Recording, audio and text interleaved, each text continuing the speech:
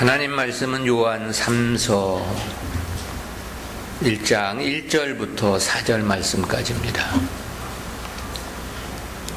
제가 봉독합니다.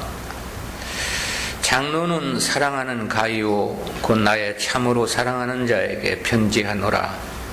사랑하는 자여, 내 영혼이 잘됨같이 내가 범사에 잘되고 강건하기를 내가 간구하노라.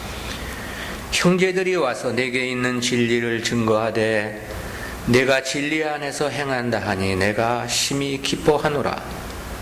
내가 내 자녀들이 진리 안에서 행한다함을 듣는 것보다 더 즐거움이 없도다. 아멘. 요한 3서는 요한 2서와 거의 동일한 시기에, 그러나 조금은 뒤늦게 요한이 가이오라고 하는 한 개인에게 보낸 편지입니다.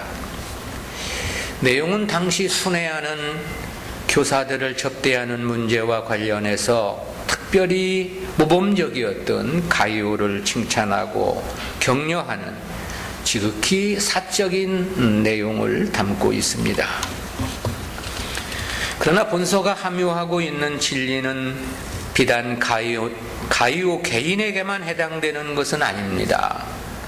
전 신약시대 모든 성도들에게도 동일하게 적용되는 교훈입니다. 참 믿음을 가진 성도라면 단지 말과 혀로만의 신앙이어서는 안 된다는 것입니다. 자신의 삶의 현장에서 행함으로 믿음을 구현해야 한다는 구속사적 진리를 전하고 있는 것입니다.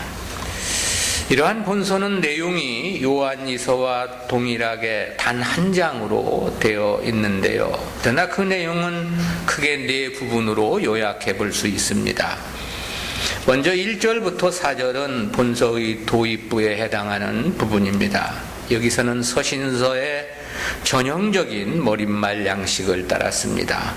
그에 먼저 송수신자를 밝히고 수신자 가이오에 대한 축도와 함께 그의 선행에 대해 칭찬한 내용으로 되어 있죠. 5절부터 8절은 본서 본론의 전반부에 해당합니다. 여기서는 수신자인 가이오를 향한 권면의 말을 담고 있는데요. 계속해서 순회 교사들을 접대하는 선행을 독려하고 주의 사역에 적극 동참할 것을 권면하고 있는 내용입니다. 이어진 9절부터 12절은 가이오에게 순회 교사들을 멸시하며 접대치 않는 데오드레베의 악행을 본받지 않도록 경계한 내용입니다. 아울러 사도 요한이 데메드리오를 천거한 사실에 대해서 기록을 하고 있죠. 끝으로 13절부터 15절은 본서의 종결부인데요.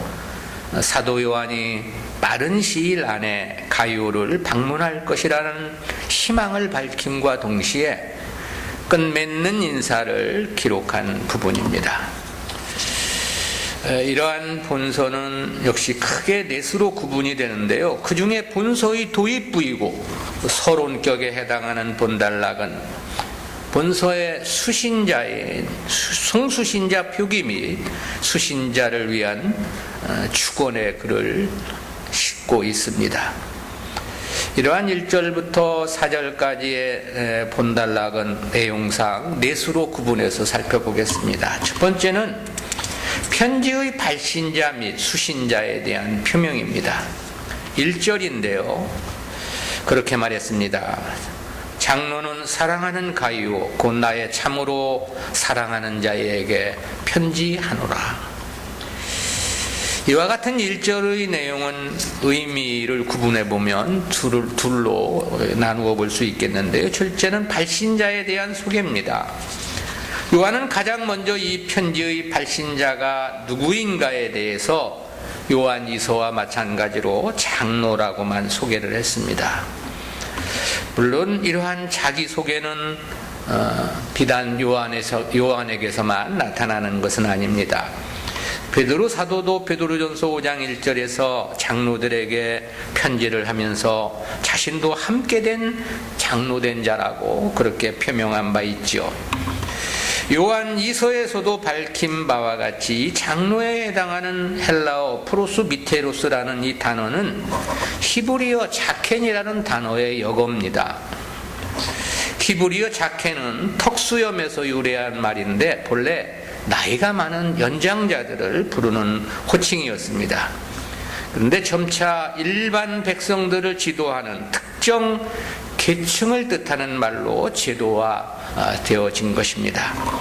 신약시대에는 처음 예루살렘 교회가 장로 제도를 도입했음을 볼 수 있고요.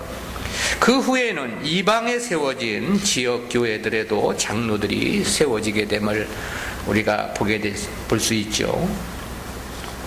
요한이 이처럼 자신을 장로로만 이렇게 밝힌 것은 당시 이 편지의 수신자였던 가이오와 매우 친밀한 사이였음을 보여줍니다.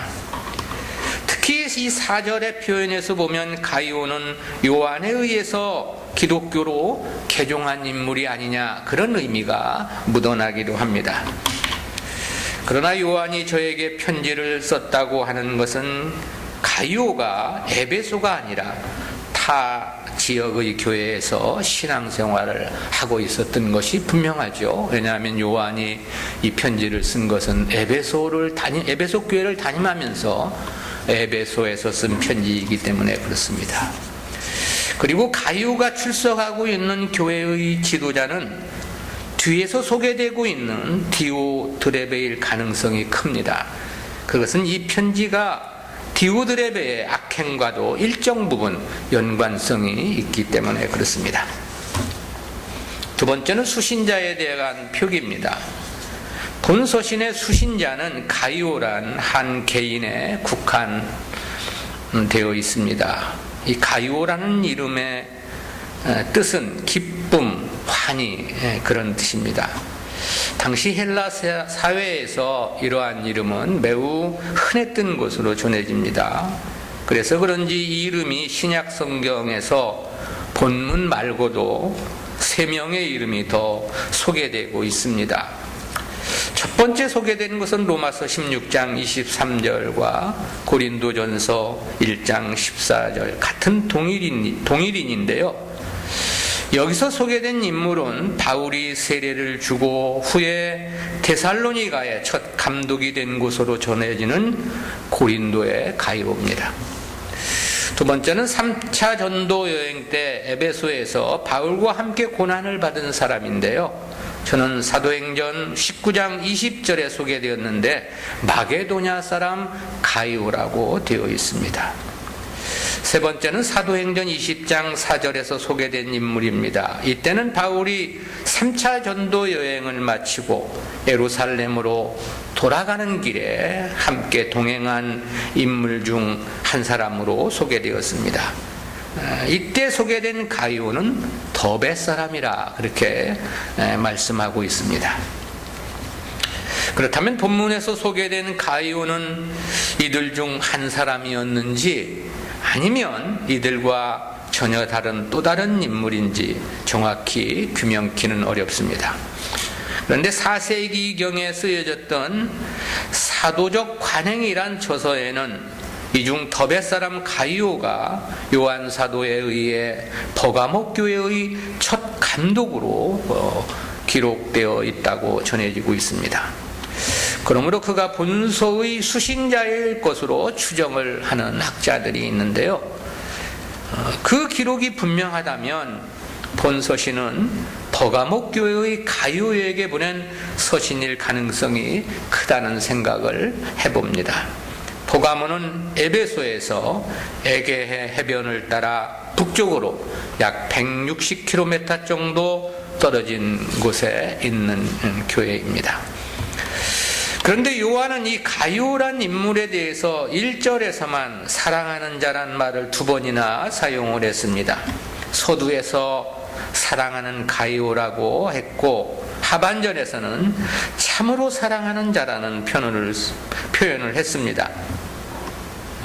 여기서 이 참으로라고 할 때 이 참에 해당하는 헬라어 알레데이아는 참되게, 진실되게, 주관적인 경험에 의한 진실이라는 그런 뜻을 나타내는 단어입니다. 그러면서도 특별히 이 기독교의 진리를 나타낼 때도 이 단어가 사용됨을 볼 수 있는데요. 그만큼 요한이 가이오를 사랑함에 거짓이나 과장이 없음을 나타낸 표현이죠. 저는 요한이 전한 복음을 통해서 중생을 한 것으로 보여지고, 그래서 기독교로 개종한 인물이 아니냐, 그런 추측이 가능합니다. 그런 그가 특별히 4절에서 진리 안에서 행한다 그랬습니다. 그렇다면 요한의 가이오에 대한 사랑은 더욱더 크고 컸지 않았을까? 그런 생각을 해볼 수 있죠. 복음을 증거하고 복음을 위해 사랑하는 사도로서 이보다 더 사랑할 만한 대상은 달리 없을 것이기 때문에 그렇습니다. 주님께서는 당시 모친이었던 마리아와 동생들, 그리고 누이가 주님을 찾아왔다는 말을 듣고 그렇게 말씀한 바 있지 않습니까? 마가복음 3장 33절부터 35절입니다. 대답하시되 누가 내 모친이며 동생들이냐 하시고 둘러앉은 자들을 둘러보시며 가라사대 내 모친과 내 동생들을 보라. 누구든지 하나님의 뜻대로 하는 자는 내 형제요 자매요 모친이니라. 요한은 이러한 교훈을 주님께로부터 직접 듣고 배운 장본인이죠. 때문에 가이오에 대한 사랑은 혈연을 초월해서 그 누구보다도 각별할 수밖에 없었을 것이란 생각을 해보게 됩니다. 복음을 위해 자신의 일생은 물론이고 생명까지도 기꺼이 바쳤던 사도들이었다는 측면에서 보면 더욱더 그렇다는 생각을 해보게 됩니다. 기독교인이라면 누구나 마찬가지로 너무 혈연 중심으로만 세상을 살아가서는 안 된다, 그런 생각을 해봅니다. 특히 일반 성도들보다 교회의 지도자는 더욱더 그래야 한다는 생각을 갖습니다. 오늘날 교회들 가운데는 세습에 대한 안 좋은 여론이 비등하죠. 또 교회의 행정을 가족 중심으로 꾸려가는 교회들도 있다는 소식을 듣기도 합니다. 물론 그것이 믿음에 근거한 것이라면 충분히 허용될 수 있는 일이기는 합니다. 모세와 아론과 미리암도 그 시대 교회 지도자였는데 모두 한 가족이었기 때문입니다. 그러나 믿음이 아니고 혈연적인 측면에서라면 그것은 심히 불행스러운 일이고 부끄러운 일이 아니냐, 그런 생각을 갖습니다. 교회는 결코 혈연이 아니라 진리 안에서의 영원한 영적 형제들의 공동체이기 때문에 그런 거죠. 주님께서 마태복음 22장 21절에서 가이사의 것은 가이사에게, 하나님의 것은 하나님께 바치라고 말씀하신 바 있지요. 그렇다면 육신의 일은 육신의 가족과 함께함이 당연하지만 하나님의 일은 하나님 백성 중심으로 이루어야 함이 합당하기 때문에 그렇습니다. 두 번째는 수신자인 가이오를 향한 문안 인사 및 축원입니다. 송수신자에 대한 언급 이후 요한 사도는 당시 보편적인 서신 양식에 따라 수신자 가이오에 대한 축도의 글을 씌웠습니다. 이에 대해 2절에서 사랑하는 자여 내 영혼이 잘됨 같이 내가 범사에 잘되고 강건하기를 내가 간구하노라 그랬습니다. 여기서 내 영혼이 잘됨 같이라고 할 때 이 영혼으로 번역된 헬라어 허푸시케는 본래는 호흡이나 생명 또는 목숨, 이 마음으로 번역되는 단어입니다. 따라서 여기서는 인간의 구성 요소가 되는 영과 육 가운데 영을 가리키는 뜻에서 사용이 되었습니다. 즉 가이오가 진리를 깨닫고 하나님의 뜻대로 살기를 소원하는 마음을 칭찬하는 그런 의미의 발언인 것입니다. 그러니까 요한은 1차적으로 가룟의 신앙의 올바른 입장과 자세를 칭찬했다, 그렇게 볼 수 있겠죠. 그리고 그에 따라 범사가 잘되고 강건하기를 내가 간구하노라 라고 축도를 한 것입니다. 근데 이 말씀을 가지고 순복음교회 조용기 목사는 삼박자 축복론을 주장을 했죠. 영혼이 잘되면 그가 행하는 모든 일이 축복이고 육신도 건강해진다는 논리를 폈습니다. 그것을 근거로 해서 세계에서 가장 큰 교회를 이루었고 한국 교회를 온통 세상 재물과 육신의 축복을 위한 도구로 전락시켰습니다. 영혼의 잘됨이 범사는 물론이고 육신도 건강의 축복을 받게 한다고 가르친 건데요. 그러면서 자신은 신유의 은사가 있다고 주장을 하고 또 병이 나았다는 소문이 입에서 입으로 꼬리를 물고 퍼지다 보니까 수많은 사람들이 몰려들었습니다. 그러자 그렇게 성공을 이루자 온 나라 우리나라 이 교회들이 그를 따라가기에 여념이 없었고 거기에는 개혁교회, 장로교회도 역시 마찬가지였습니다. 결국 한국의 교회는 하나님 섬김이 세상을 얻기 위한 하나의 수단이 되어지고 말았습니다. 성도의 신앙생활이 범사가 잘되고 육신이 강건하기 위한 하나의 도구로 전락되고 만 것입니다. 그런데 이는 그만의 이야기는 아닙니다. 오늘날의 개혁주의 보수신학자들도 본문을 모두 그런 의미에서 해석하고 있다는 사실은 심히 놀라지 않을 수 없습니다. 그러나 요한이 말한 여기서의 범사가 잘되고 강건하기를 원한다는 이 말은 무슨 세상의 축복이나 육신의 강건함을 말한 거 아닙니다. 그렇다는 것은 요한의 신앙과 요한 사도의 신학의 전체적인 사상에서 볼 때 그럴 수밖에 없습니다. 뿐만 아니라 주님의 교훈이나 성경의 전체적인 교훈에서 볼 때도 역시 그렇습니다. 요한 사도는 그런 말을 한 바 있지 않습니까? 요한 1서 2장 15절입니다. 이 세상이나 세상에 있는 것들을 사랑치 말라.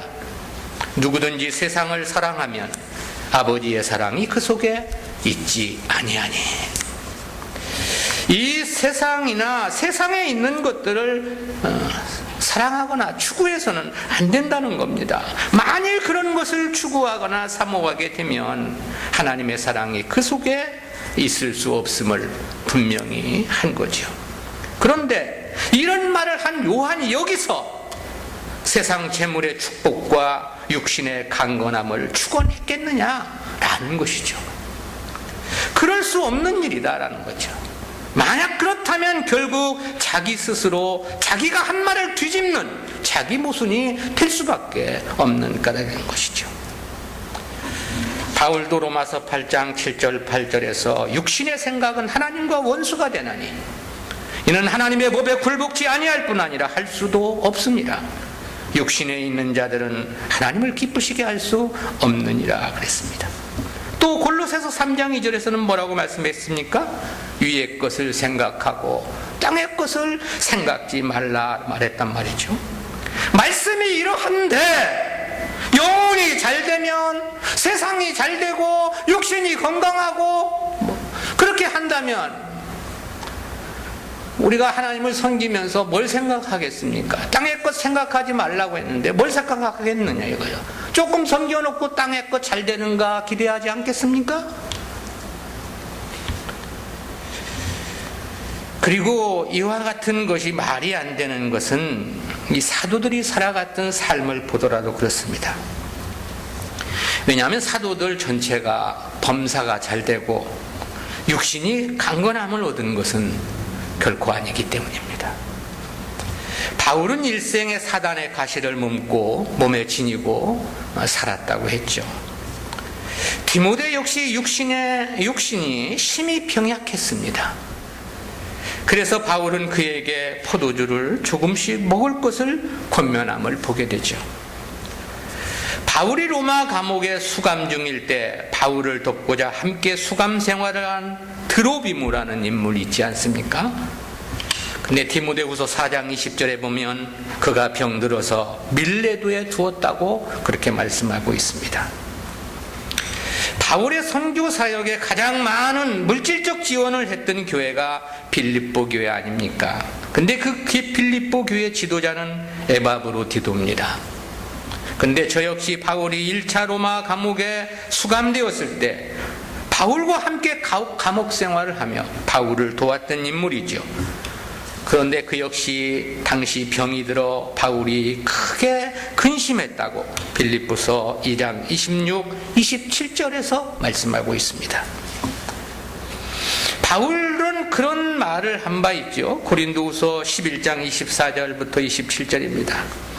유대인들에게 40에 하나 감한매를 5번 맞았으며 3번 태장으로 맞고 1번 돌로 맞고 3번 파선하는데 일주야를 기품에서 지냈으며 여러 번 여행에 강의 위험과 강도의 위험과 동족의 위험과 이방인의 위험과 시내의 위험과 광야의 위험과 바다의 위험과 거짓 청재주의 위험을 당하고 또 수고하며 애쓰고 여러 번 자지 못하고 줄이며 목마르고 여러 번 굶고 죽고 헐벗었노라.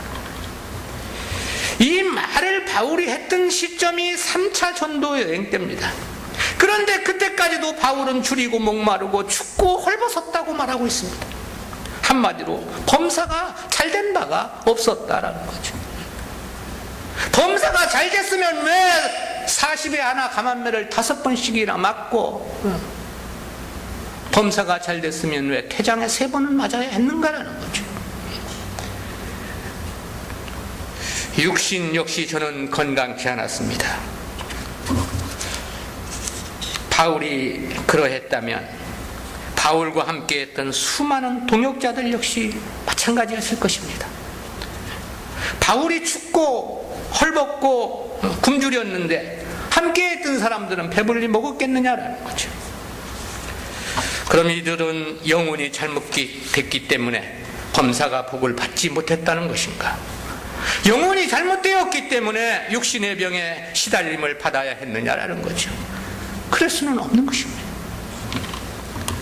그리고 특히 이 당시는 도미티안 황제의 극렬한 핍박에 의해 수많은 성도들이 순교를 당해가는 시점이었습니다. 요한 사도 역시 이 편지를 쓰고 불과 얼마 안 돼서 로마 정부에 의해 갖은 고초를 당하다가 반모섬의 유배를 당하기도 했지요. 그렇다면 요한 자신조차도 영혼이 잘못되었다는 것인가? 왜냐하면 그의 범사가 그렇게 잘된 것은 아니기 때문에 그렇다는 것이죠. 특히 교회가 이런 주장을 해서는 절대 안 되는 이유가 있습니다. 들이대면 성도의 신앙생활은 세상 축복을 위한 하나의 수단과 도구로 전락할 수밖에 없기 때문이죠. 왜냐하면 타락한 우리 인간들에게 있어 세상은 하나님 나라보다 너무나도 강한 욕구로 작용하기 때문에 그렇습니다. 늘 하나님의 나라를 얘기하지만 우리의 생각이 세상을 떠나지 못하고 있지 않느냐 이거죠. 그런데 세상 복 받는다고 하면 어떻게 되겠습니까? 불에 기름을 붓는 형국이 되겠죠. 얼마나 좋습니까? 무조건 기도하면 다 받는다고 하니. 그래서 순복음교회가 세계에서 가장 큰 교회가 되었던 것이고 할렐루야 기도원이 한때 그처럼 인산인해를 이루기도 했던 것이고 그래서 신천지 같은 교회가 저렇게 득세하는 것도 역시 원인은 동일하다라는 거죠. 때문에 주님께서 하나님과 재물을 겸하여 섬길 수 없다고 하시며 둘 중에 하나만을 선택할 것을 요구하고 계신 것입니다. 왜냐하면 세상 것이 개입이 되면 그 자체가 이미 신앙은 왜곡된 것이며 변질된 것이기 때문에 그렇습니다. 따라서 여기서의 범사가 잘되고 강건하기를 원한다고 하면 그렇게 해석해서는 안 됩니다.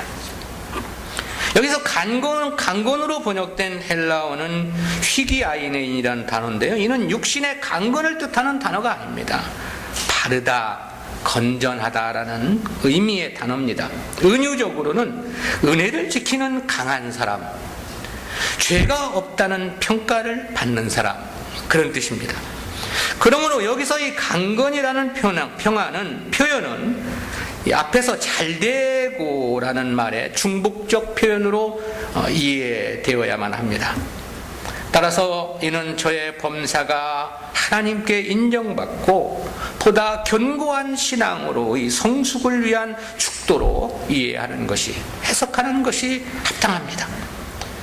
가요의 하나님을 향한 그 아름다운 마음처럼 자기 행하는 범사 역시 그렇기를 원한다, 그런 뜻이겠죠. 그리고 보다 온전한 신앙으로의 성숙을 바라는 요한 사도의 간절한 마음의 축원인 것입니다. 특히 이것이 하나님의 뜻을 요한이 말한 게 아닙니다. 가요를 향한 요한 사도 개인의 축도인 것입니다. 그의 바람을 말한 거예요. 그런데 이를 하나님의 뜻인 것처럼, 하나님이 이렇게 말씀했다고, 영혼이 잘 되면 범사가 다 잘 된다고, 육신도 강건해진다고, 그렇게 이야기하는 것은 이게 성경을 어떻게 보고 있는 것인가, 정말 한심한 일이다, 그렇게 생각할 수밖에 없겠죠. 가이오가 진리를 따라 살아가고자 하는 하나님을 향한 마음은 매우 진실했음이 분명합니다. 그러나 신앙생활이란 그 마음의 소원만으로 완성되는 것은 결코 아니죠. 그 마음의 소원을 범사에 적용시켜야 하는 또 다른 문제가 남아 있는 것입니다.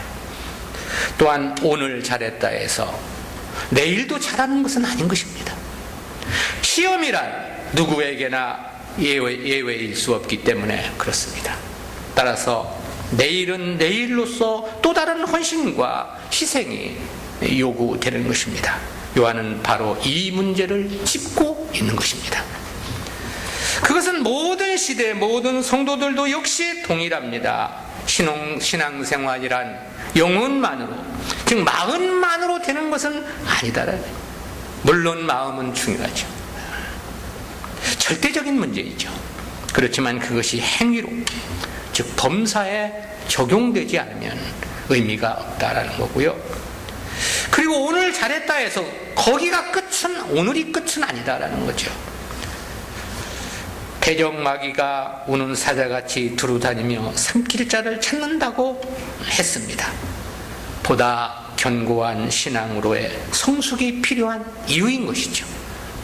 요한 사도의 가요를 향한 축도는 바로 여기에 핵심이 있는 것이다 라는 것입니다. 세 번째는 가요의 신앙에 대한 요한의 의사 표명입니다. 수신자 가요를 위해 축도한 요한은 어떻게 해서 자신이 가요에 대한 현재 신앙 상태를 알게 되었는지를 말했습니다. 3절이죠. 형제들아 와서 내게 있는 진리를 증거하되 내가 진리 안에서 행한다 하니 내가 심히 기뻐하노라. 여기서 요한은 형제들이 와서 그랬습니다. 이는 5절에서는 나그네로, 10절에서는 형제로 소개된 순회 전도자들을 가리킨 표현입니다. 당시 초대교회는 매우 급속한 성장을 이루었습니다. 그러므로 사도들만으로 전체 복음 사역을 감당하기가 어려웠죠. 예루살렘으로부터 시작해서 소아시아, 헬라, 유럽에 이르기까지 그 범위가 가히 전 세계적이겠습니다. 따라서 사도들을 도와 복음을 증거하고 각처의 교회들을 돌보도록 하기 위해서 세운 것이 순회 교사입니다. 바울의 사역에서 이러한 일로 바울을 도운 인물들이 디모데, 디도, 두기고, 아볼로, 실라, 마가, 에라스도, 프리스길라와 아굴라 부부 같은 사람들이죠. 본문의 기록에서도 보면 요한도 이러한 순회 전도자들을 통해서 교회를 관장하고 있었던 것으로 보여집니다. 따라서 이러한 순회 전도자들에 의해 가이오의 신앙을 알게 되었음을 말하고 있는 것이죠. 근데 여기서 와서에 해당하는 헬라어의 문법이 현재 분사형이고요. 형제들에 해당하는 헬라어의 문법이 복수형입니다. 먼저 복수형은 이 가이오의 신앙을 요한에게 전해준 형제들이 한 사람이 아니라 여러 명이었음을 나타내주는 거고요. 현재 분사형이라는 것은 그런 증거나 증언이 단 한 번만이 아니라는 그런 뜻을 나타냅니다. 여러 번에 걸쳐서 이 가이오에 대한 신앙을 자기가 들었다, 지금 그런 의사를 밝히고 있는 것입니다. 무엇을 들었는가? 두 가지를 말했습니다. 하나는 내게 있는 진리 그랬죠. 이는 가이오가 당시 깨닫고 있던 하나님의 말씀을 언급함입니다. 그리고 다른 하나가 진리 안에서 행한다는 소식이었습니다. 즉 가이오는 진리에 대한 바른 깨달음을 가진 사람이었다라는 거고요. 또한 역시 그 깨달은 진리에 따라 행하고자 부단히 노력하는 사람이었다는 것이죠. 이러한 사실들을 순회 전도자들로부터 요한 사도가 전해 들었음을 말한 것입니다. 그러면서 그로 인하여 내가 심히 기뻐하노라 그랬습니다. 이는 가이오가 진리를 깨달은 문제와 깨달은 진리를 따르고자 함이 옳고 매우 만족스럽다는 그런 의사를 밝힌 거죠. 우리는 특히 여기서 내게 있는 진리라는 표현이나 진리 안에서 행한다는 표현에 주목해 됩니다. 당시 요한이 이 진리에 대해서 얼마나 중시하고 있었는가를 느끼지 않을 수 없는 거죠. 이 요한은 진리에 해당하는 이 알리데이아라는 단어를 본서 이 짧은 글에 무려 6번이나 사용했습니다. 1절에서 한 번 했고, 본절에서 2번 말했고, 4절에서 한 번 말했고, 8절에서 한 번 말했고, 12절에서 또 한 번 말했습니다. 본서 전체가 15절 뿐입니다. 그럼에도 6번이나 진리란 단어를 사용했던 거죠. 그만큼 이 부분에 대해서 요한 사도가 각별하게 그리고 중시 여기고 있다는 증거인 거죠. 그리고 그것은 그만큼 당시 교회 안에서 전해지고 있는 말씀들이 왜곡되었음을 반증하는 것이기도 합니다. 특히 본절에서 내게 있는 진리라고 말했단 말이죠. 그 전체 교회 공동체를 두고 한 말이 아닙니다. 그렇다는 것은 더욱더 이와 같은 의미를 더해주고 있는 거죠. 왜냐하면 이런 표현은 성도들마다 알고 있는 진리가 다 그와 같은 것은 아니라는 의미를 전제하고 있기 때문에 그렇습니다. 아울러 요한이 심히 기쁘다고 한 언급에서도 보면 그렇습니다. 그 당시 교회나 성도들이 얼마나 옳지 못한 것들에 매몰되어 가는가를 대략이나마 짐작해 하는 대목입니다. 그것은 요한이 그로 말미암은 기쁨이 크다고 표현한 것만큼 실제 이렇게 믿음으로 살아가는 사람이 많지 않았다라는 것을 반증하는 것이기 때문이죠. 사실 오늘날도 이 진리에 대한 올바른 깨달음을 가진 사람 하나를 만나보기가 심히 어렵습니다. 교회는 많고 성도들은 차고 넘치는 것이 오늘의 현실이죠. 그러나 실상 본문의 가요와 같이 진리를 바르게 깨닫고 그 진리를 따라가는 사람을 찾아본다는 것이 정말 하늘의 별 따기만큼이나 어렵지 않느냐. 그래서 이런 사람 하나를 만나게 되면 그야말로 우리의 마음 역시 얼마나 반갑고 또 기쁘고 감격한 마음인지. 제가 가끔 여러분들에게 나는 세상에서 제일 행복한 목사라고 이야기하는 것이 왜겠습니까? 사실 이 중국에서 함께 말씀을 공부하고 이 사람들을 보면 정말 그렇지 않을 수가 없습니다. 그들이 하나님의 말씀을 듣고 그 말씀을 따라 살아가려 하는 그들의 그 진실한 마음, 그리고 그들의 삶을 보면은 어떻게 나 같은 사람이 하나님의 은혜를 입어 저들과 인생을 같이 할 수 있게 되었는가, 정말 너무나 행복하죠. 기독교 신앙은 사실 열심이나 열정만으로 되는 것은 결코 아닙니다. 그렇다고 정성으로 되는 것 역시 아닌 것입니다. 기독교 신앙은 무엇보다 진리에 대한 바른 깨달음이 있어야 합니다. 그리고 그 깨달은 진리를 따라 살아가고자 하는 행함 역시 뒤따라야 하는 거겠죠. 때문에 바울은 유대교, 즉 유대인들을 향해서 그렇게 지적한 바 있지 않습니까? 로마서 10장 2절입니다. 내가 증거하노니 저희가 하나님께 열심히 있으나 지식을 쫓은 것이 아니라. 하나님을 섬기는 열심은 대단했다는 겁니다. 그러나 지식을 쫓은 것이 아니라 그랬습니다. 즉 올바른 진리를 따른 열심이 아니었다는 거죠. 우리는 바른 깨달음의 중요성을 잊어서는 안 됩니다. 바르게 깨닫지 못한다면 그런 자의 열정이나 정성은 사실 아무런 의미가 없기 때문에 그렇습니다. 본문에서 내 영혼이 잘됨같이 범사가 잘되고 강건하기를 원한다는 말씀 역시 마찬가지입니다. 이 말씀에 대한 잘못된 깨닫음으로 말미암아 오늘날 교회가 얼마나 심각한 폐해가 있었는가는 오늘날의 한국 교회가 그것을 말해주고 있습니다. 바울은 그렇게 지적한 바 있습니다. 빌립보서 3장 18절이지요. 내가 여러 번 너희에게 말하였거니와 이제도 눈물을 흘리며 말하노니 여러 사람들이 그리스도 십자가의 원수로 행하느니라. 이 말씀과 같이 실제 오늘날 세상의 대부분의 교회들이 하나님을 섬기는 것이 사실 아닙니다. 하나님을 섬기는 게 아니라 십자가의 원수로 행하는 경우들이 대부분이다라는 것. 이는 과연 무슨 연유, 무슨 까닭인가? 진리에 대한 왜곡된 깨달음이라고 정의할 수 있습니다.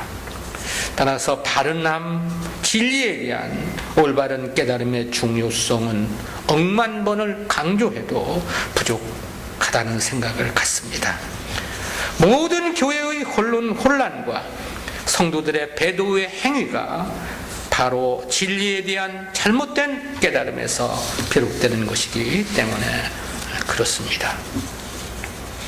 마지막 네 번째, 사도 요한의 가장 큰 기쁨 표명입니다.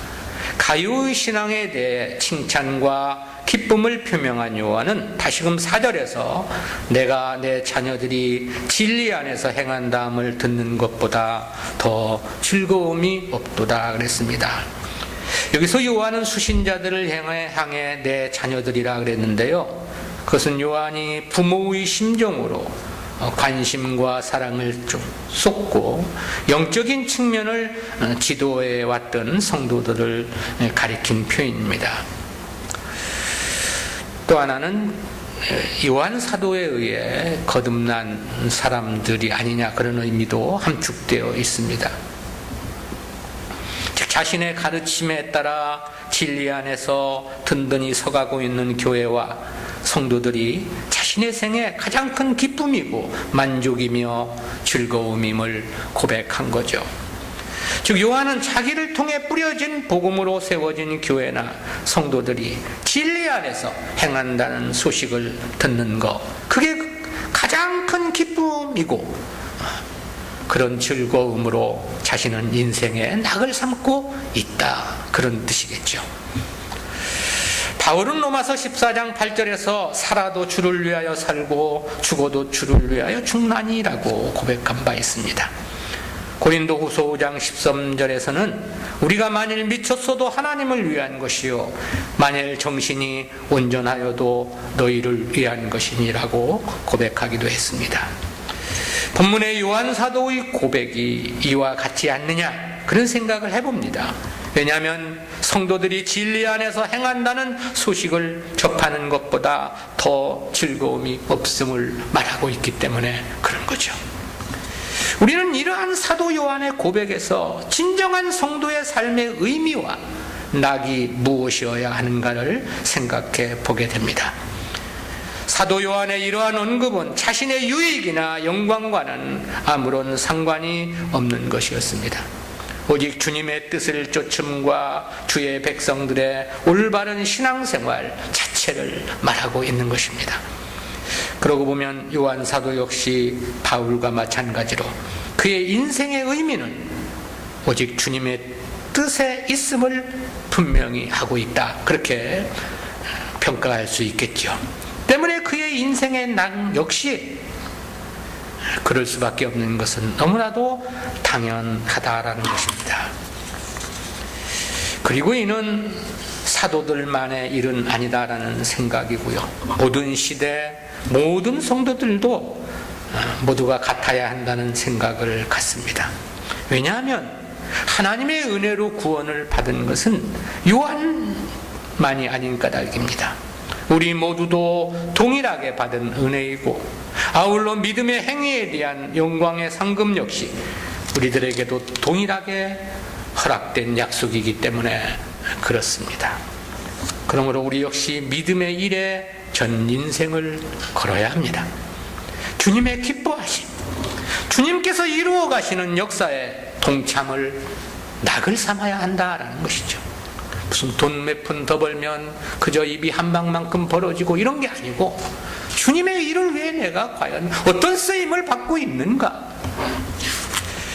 우리를 진리 가운데로 부르신 하나님의 뜻을 생각해 보면 우리 역시 반드시 이와 같은 것을 낙을 삼고 살아야 된다는 분명한 입장이 필요하다는 것이죠. 그저 우리를 진리 안에 부른 것이 너 먹고 너 잘 살으라고, 그저 세상에서 그냥 부귀영화 누리라고 우리를 진리 가운데로 불려두셨느냐 하는 것이죠. 우리의 인생의 삶의 의미, 과연 우리의 기쁨, 우리의 낙은 과연 무엇인가? 우리들을 돌아보는 한 주간의 삶이 되십시다. 기도합니다. 사랑의 하나님, 은혜를 감사합니다. 사랑하는 자 가이오에게 편지를 쓴 서론 부분을 말씀 들었습니다.